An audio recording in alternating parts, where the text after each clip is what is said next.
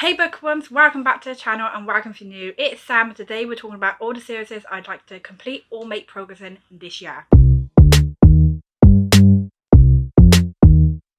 So some of these books I have no idea if they're just going to be a duology or trilogy, but a lot of these books I have the final book in the series, so we're going to jump straight into it with my cat's literally on my books, which he hi, yeah, no.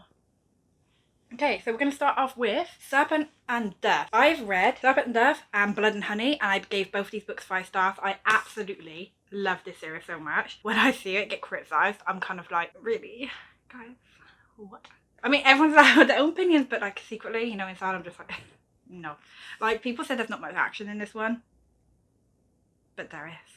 I just love this series. I love these characters. The way this one ended, I am just surprised that I've not picked up the final book in the series. But I feel like that's kind of the reason why I've not picked up that book, because it is the final book in the series and then that's it with these characters and I won't be reading from this world anymore. But also because it's... My cat stood on the book.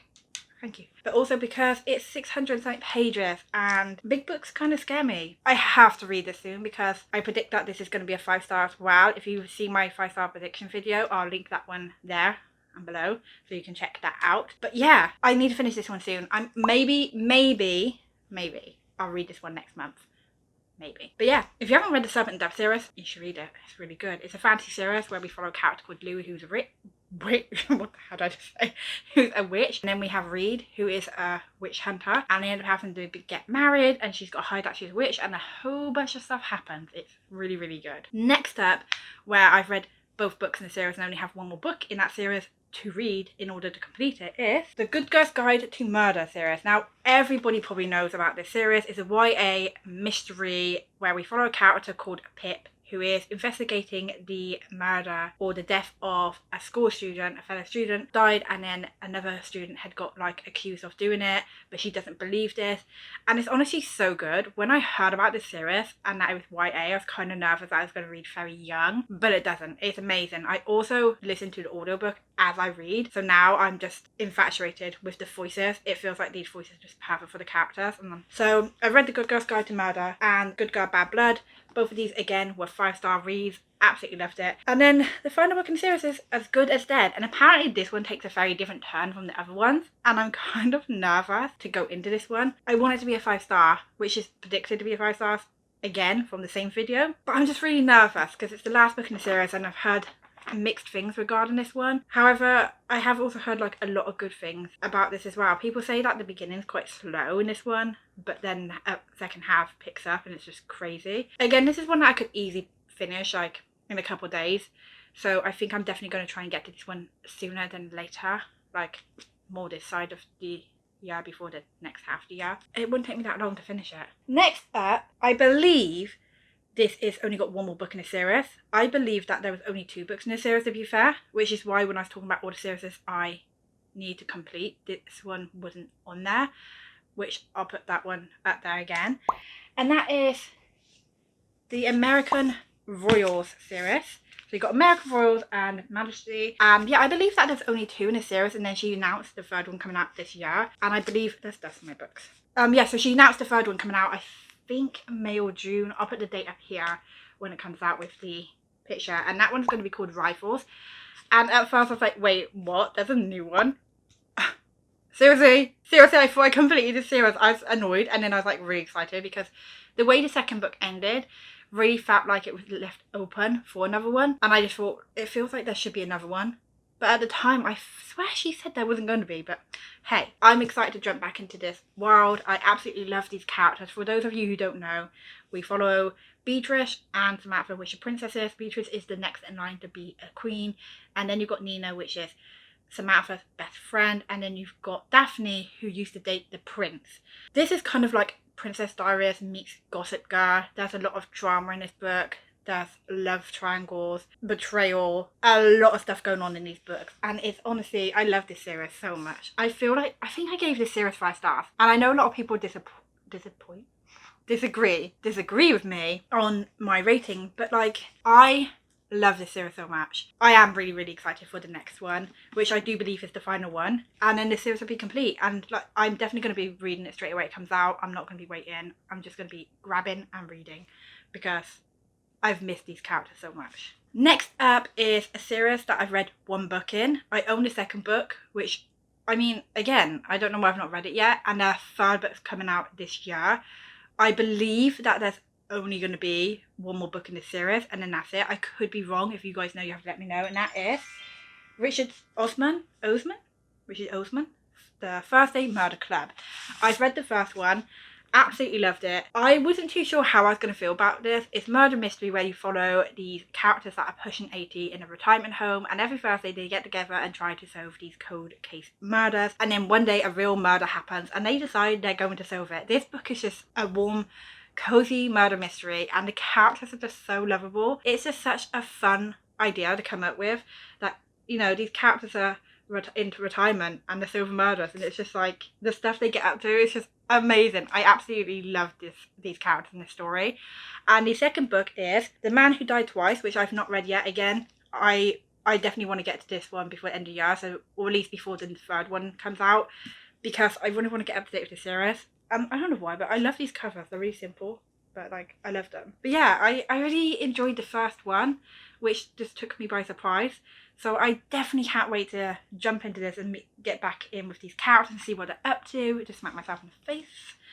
But yeah, if you have read the series, let me know what you think. If you haven't, then I would definitely recommend it. It's a lot of fun. It's funny. It's got a lot of British humour in as well. I don't know if like other people would understand the British humour if you're not from Britain. I mean, you might, but it's a lot of, like I said, British humour that I understand because I'm from Britain. So it's like, it's just so much fun.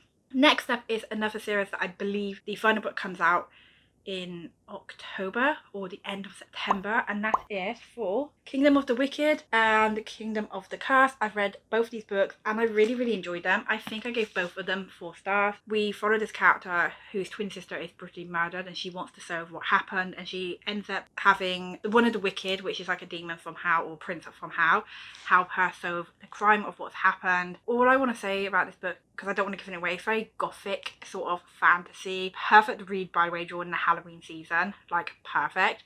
I don't think I read any of these during Halloween actually, which I wish I had. But the twists and stuff that happened, like how this one ends, was just so good. And I remember like dying for this one to come out. And then this one, the way this one ended, no. Well, I cannot wait for the final book in the series. I believe, like I said, it is the final book in the series to come out, because this one was amazing. Like, I love both of them, but this one, I can't tell you that.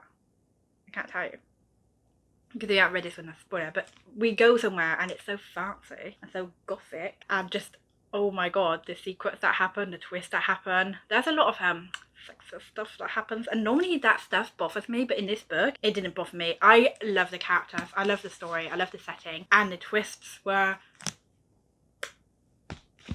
I'm gonna go for a series that I know there's more coming out in this series, and I've read the first book. I read the first book last year, and these are gonna be heavy to pick up, and that was Sarah J. Maas, and that was House of Earth and Blood. I read this one, I gave it a 4 star. I really enjoyed it. There's a weird mark in here. Why is there a yellow mark like someone ate a curry and touched my book? I haven't. So yeah, I really enjoyed this book. Most of you guys probably know what this is already about. I mean, it's everywhere. Everyone talks about this. I really want to be up to date with this series, just so then by the time the next one comes out, I'm not behind. Just because, I mean, come on, it's massive. And this is the newest one, which is House of Sky and Breath. It's massive. I do want to read this one by the end of the year, because I want to be up to date with this series before next year when the new one comes out. And I also want to read it before I end up forgetting what happened in the first one. Everybody who's read this keeps going on about the last line in the book. And Lexi, from Lexi Reads, she just put up a little video of her reaction. And now I just want to read it even more. But it's so big. And lately, my reading's been really slow, just because I'm going through like a lot of health issues with being ill and appointments and injections. So I'm reading very slow. But I really think I might have to prioritise this one along with the Serpent and Death one sooner than later, because I really don't want to finish it. And I did like the series. I remember like first one made me laugh a lot. I cried. There's a lot of action. It's brilliantly done. And for an 800+ page book, I expected to get really bored, and I just didn't. Sometimes with books that are over like 800 pages, they do drag on and don't need to be that long, but I feel like this one actually did really well, and that's going to break my wrist. Next up, we have 3 books here that I have no idea if it's only going to be like a trilogy or a duology or whatever. And we're going to start off with the Infinity Courts. The sequel to this one comes out literally this month, called The Genesis Wars. I'm going to be reading that one pretty much straight away. Maybe. But oh my god, this is one of those books that I picked up and was not expecting to love, and it was a 5-star. I loved this book. It's YA sci-fi about a character who ends up dying and going to the Infinity Courts, where they try to get you to take this pill. She doesn't take this pill. She ends up with these other people who haven't also done that, and that's just a bunch of stuff happening. It is so good. Oh my god, I loved it. There's a lot of action. The ending had like twist on twist on twist on twists, and it was like, okay. But yeah, the next one comes out this month, I think around the 19th, and I know I'm going to be picking that one up pretty much straight away. Then we have 6 Crimson Cranes, which I love this book. This book is just so, oh my god, I love this book. It's so beautiful. I mean, the cover's beautiful, the story's beautiful. This was a 5-star read for me. The next one comes out in August. No, September. It's August or September. It's so far away, but I am reading the next one in the series straight away. I believe this is a duology. I could be wrong. If it's not, and it's a trilogy, I'm not complaining because I love it. This one, when the next one comes out, I'm reading it straight away. Like, no doubt about it. Picking it up, reading it. Cannot wait to go back into this world because it's so beautiful. And if you haven't read it, you need to read it. We follow this character who gets cast, and she sort of has like this bowl over her head. So people kind of think she's weird, but she can't speak. Like, she can, but if she speaks, then her brother will die. Her brothers get turned into 6 cranes. And yeah, it's this story about her trying to find her brothers and break this curse, and there's this betrothal person that she didn't want to marry, and then she kind of like needs his help, and it's just a beautiful sort of fairy tale fantasy sort of story about family, love, hope. I mean, on the back it literally says, a princess in exile, a shape-shifting dragon, 6 enchanted cranes, and an unspeakable curse. It will take more than magic to find their way home, because I feel like that does it way more just than what I just said. But the dragon, I think it's going to be like a major part in the next book, which I'm really excited for because I love that character. But yeah, you should definitely read this. I mean, come on, look at the cover. Like, how could you not? It's so beautiful. The final book that the sequel comes out for this month as well, which I'm, again, pretty much going to be picking that one up straight away because I love this series. And I don't feel like people love this book as much as I loved it. I literally got through it so quickly, and I had such a great time reading it, and that is The Bright and the Pale. Oh my god, I love this cover. I love this cover. It's so wintry, and oh, I love it. I love it. I love the story. I will agree with people when they say that the romance between our main character and the guy isn't that strong in Don't Care. I didn't really care too much about the romance, but the rest of the story was just so good. And like I said, Wrath and Mercy comes out this month, I think on the 14th. So I am going to be picking it up again and reading that one pretty much straight away, just because I really love this series. And again, I have no idea if it's going to be a trilogy, duology, but yeah, can't wait. And that's it. That's all the books that I want to make progress in or finish this year. And that's, you know, it's a lot. But I mean, compared to like loads of other ones that I've got on my shelf that I do want to kind of read when the books come out straight away, these are the ones that I'm going to prioritise for this year. And I mean, at least then I'll get a bunch of series finished. Because if it isn't obvious, I've started a lot of series without even realising it. I'll pick a book and realise it's a series, and then it's too late. I've literally not stuck to that rule of I'm not starting any more series. It's kind of hard to do that because you pick up a book and you start reading it, and then you don't realise it's a series, and then someone will be like, that's a series, or then you realise when you're looking it up, and it's just like, it's really hard. No, it's so hard. But yeah, like I said, these are the ones that I'm going to prioritise this year. I really want to start getting a move onto these because I really need to. Maybe I'll even try and read one this month. I don't know. I mean, technically I will be because 2 of them comes out this month. So, I mean, I will be doing that. I really hope you guys enjoyed this video. And until next time, bye!